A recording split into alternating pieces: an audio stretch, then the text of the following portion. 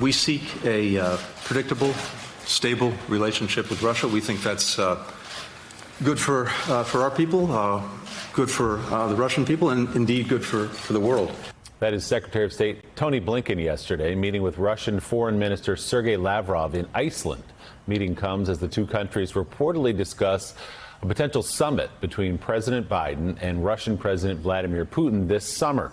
Joining us now, former Democratic Congresswoman Jane Harman of California. She is a distinguished fellow and president emerita at the Wilson Center.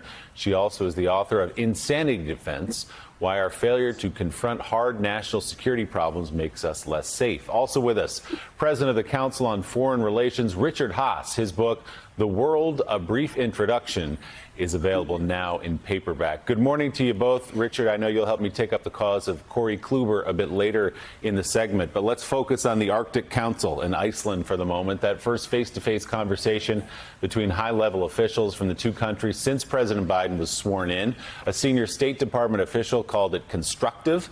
This comes as the White House faces criticism for waiving sanctions against the company overseeing the construction of a controversial Russian pipeline to Germany. The State Department says those sanctions would, quote, negatively impact U.S. relations with Germany, the EU, and other European allies and partners. So, Richard, what do you see in these images right here of Secretary of State Blinken sitting across from Sergei Lavrov?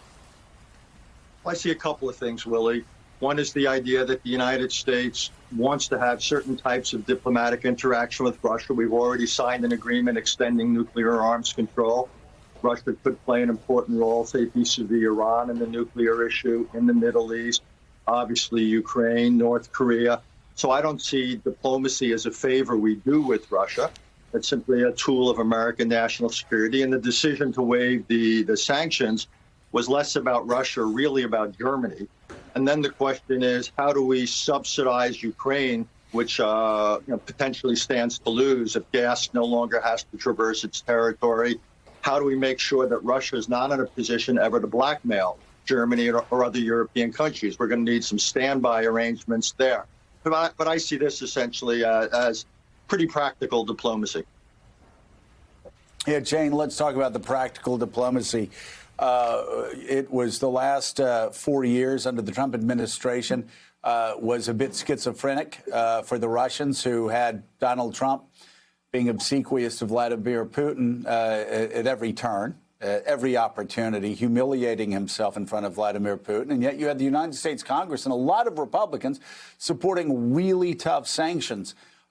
This at least seems like a more consistent approach with the Russians. Do you have any hope that we can build on this relationship that has really suffered over the past 15, 20 years, mainly because of Vladimir Putin invading countries and acting the way he has? Right. Well, in my book, Joe, I say we haven't had a foreign policy strategy since the Cold War ended. We assumed everybody wanted to be us, and we missed the rise of China, and we missed the rise of terrorism, and then we over-militarized our response to 9/11, and that's how we got the endless wars. This is the emergence of a nuanced foreign policy strategy. I agree with Richard. There are two ways we can approach Russia. One is the tough way, and we should. We opposed sanctions on their sovereign wealth funds. That was the right thing to do after their recent cyber attacks, and we've condemned them for keeping Navalny in prison, as we should. That's a huge human rights violation.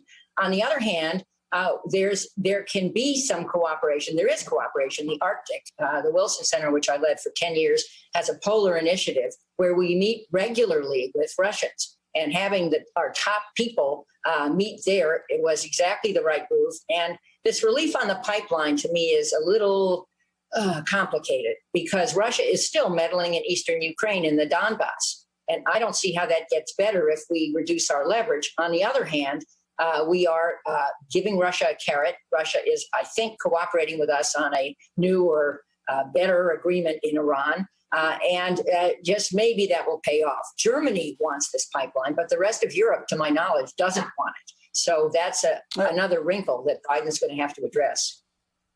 So, Richard, talk about our approach towards Russia. It seems that every leader in the 21st century every president has seemed to have gotten it wrong. George W. Bush, of course, making his embarrassing remark about looking into the soul of Vladimir Putin. And then, of course, Barack Obama whispering that, hey, once the election's over, we're going to be able to do a lot more with you guys. And then, of course, Donald Trump, we could just talk about what he said in Helsinki. And in response to all of that, the Russians invaded Georgia in 2008, Ukraine in 2014, and interfered in our elections in 2016. So what is the best approach to Russia, to Vladimir Putin, if we want to move them from where they think of us as an enemy to where they think of us as a rival? Well, it's going to be difficult to get there, Joe, because Vladimir Putin gets up every day. His principal goal is to maintain power over his country. And he sees a lot of what we do and even more what we stand for as inconsistent with that. So the best we're going to have is an extremely limited transactional relationship where we can continue to have limits on nuclear arms, maybe on this or that regional problem, reach some sort of an accommodation. But fundamentally, we're going to be distant economically, distant diplomatically. We're going to be at odds. And I think what presidents have to understand is to get over the notion that personal interaction with Vladimir Putin counts for a lot. It goes back even to FDR and Stalin. So many American presidents think that their personal chemistry will matter. It will not matter with Vladimir Putin. He is who he is. He's a former KGB officer, and he is going to pursue what he sees as his personal interests as well as his country's interests relentlessly. So again, it's going to be a relationship where we're going to try to carve out some limited areas of cooperation, conceivably even in Afghanistan now, against the backdrop of fundamental differences and fundamental competition. Congresswoman Harman, it's Jonathan Lemire. I want to shift gears slightly and get your assessment of the U.S. approach to the conflict, the violence we're seeing between Israel and the Palestinians, this quiet diplomacy where the U.S. sort of gave Israel some space to counterstrike, to defend itself, and now more overt pressure from President Biden in the last couple of days, calling for a ceasefire with some hope that one could come into play in a day or two, even though, as we know, there are still some attacks right now. What's your analysis as to how the U.S. has handled this situation? Well, it's one of those hard problems, again, that we have to address in a better way than we have. Just magically thinking that the two-state solution will work right now and that Bibi Netanyahu, the best survivor in politics in the history of our lifetimes, is going to back off is naive. So what do we do now? I think Biden is threading a needle. The American Jewish community and a large number of people in Congress are now critical of Israel. There's an effort by some on the left to cut off the sale of JDAMs, these precision-guided munitions that go on rockets that help them hit their targets, and overt criticism of Biden from Bernie Sanders and others. So this is new.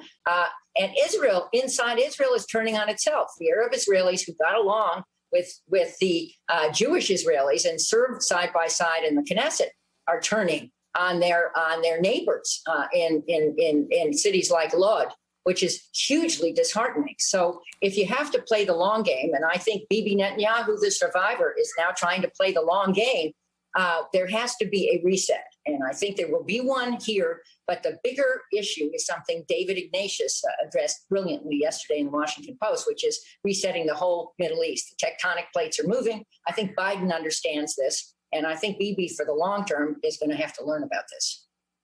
All right, Jane Harman, as always, thank you so much for being with us. We greatly appreciate it.